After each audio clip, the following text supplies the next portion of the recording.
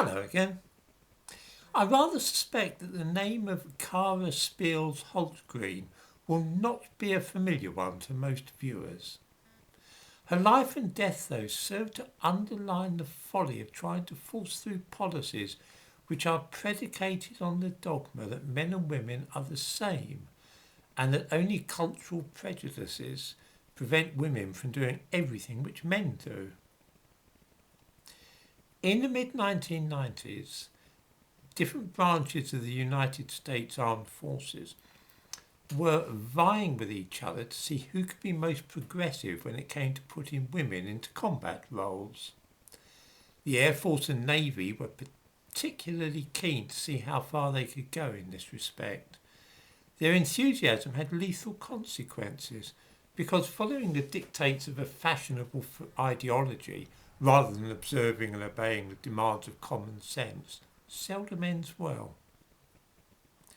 On the 25th of October 1994, a woman called Cara Spears Holtgreen was killed as she attempted to land a fighter plane onto an American aircraft carrier on a routine training mission off the coast of San Diego. Holtgreen had achieved fame briefly for becoming the first woman fighter pilot in the American Armed Forces. Her accomplishment was the subject of controversy, though, after her death, for it was alleged that there was political pressure on both the Air Force and Navy to produce a female pilot in order to demonstrate there was no sexism in the armed forces. Rumours, which were later confirmed, suggested that men were overlooked for qualification so that the Navy could produce a female fighter pilot.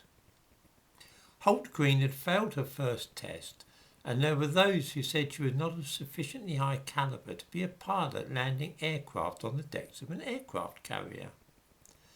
There was also a suspicion that the Navy had rushed the process of allowing Holtgreen to qualify because they were determined to beat the Air Force in having a female fighter pilot.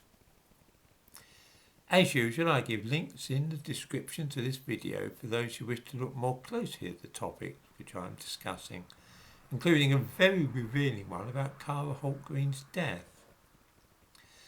The difficulty is that in the armed forces, lowering standards and making allowances for people can be a matter of life and death. Take America's Marine Corps, for instance. They have a fully justified reputation for toughness and physical fortitude. Think about the annual fitness tests, which ensure that all Marines are in tip-top condition. These physical and combat fitness tests are very demanding. To get a good score, each Marine must be able to complete a 3-mile run for 18 minutes. Unless, of course, you're a woman, in which case you have 21 minutes to run those 3 miles. For those between the ages of 17 and 20, Marines must be able to do 20 pull-ups to get the top score. Women only need to do 7.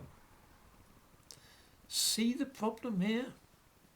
The platoon is racing to intercept an enemy on the battlefield and know they have only 15 minutes to get to a certain point. Halfway through their sprint to seize the crucial vantage point which might decide the battle, they must all stop and wait for Mary Ann to catch up. Maybe somebody could carry her pack as well as their own because she's not as strong as the others. In the combat fitness test, men must lift a 30-pound ammunition can between 106 and 120 times within 2 minutes to get a maximum score.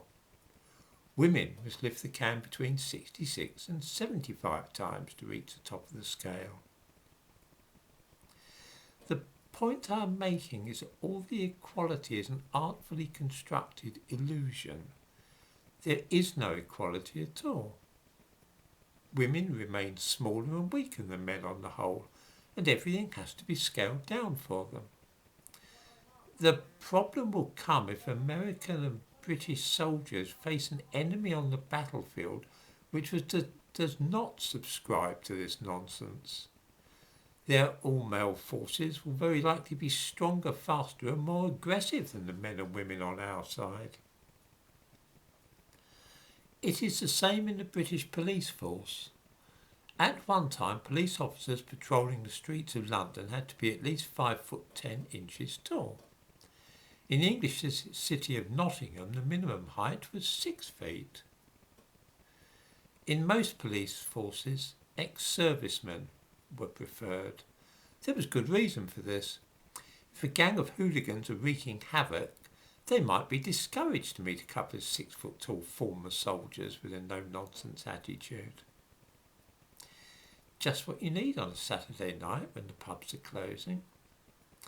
Not one police force in Britain now has a minimum height requirement. The Macpherson report on the Metropolitan Police, you remember the one that denounced the police in London as being institutionally racist, advised that height requirements were themselves racist. They discriminated against certain ethnicities, such as people from Bangladesh. Others objected that they were sexist. Why shouldn't female police officers be able to patrol the streets in the same way that men did? If they're going to do so, then you can't expect them to be 6 feet tall. It's rank sexism. Because many police forces now want equal numbers of men and women on the streets, along with as many Bengalis as they can lay their hands on, all ideas about minimum heights were abandoned. The thumbnail to this video shows what the result of this was. Here is Police Constable Sue Day of Wiltshire Police. She is just 4 feet 10 inches tall, the height of the average British 11-year-old. She says that her height is a major asset when dealing with distressed children. Possibly so, but not quite so much used when breaking up a brawl or arresting a 6-foot-tall thug, one would have thought. The whole gender equality business has turned into a bit of a racket. Everybody knows it does not work in some circumstances, but nobody likes to say so. Organisations compete to see how many political brownie points they can get by being the first to have a female fighter pilot or black police chief. Nobody really believes that these women are capable of doing the same jobs as men, but it would be a brave person who said so out loud. Appearance is everything now, and the important thing is to have Muslim women in the fire brigade or as drill sergeants in the Marine Corps. It doesn't matter if they're able to do the job. It looks great in newspaper photographs or on recruiting posters.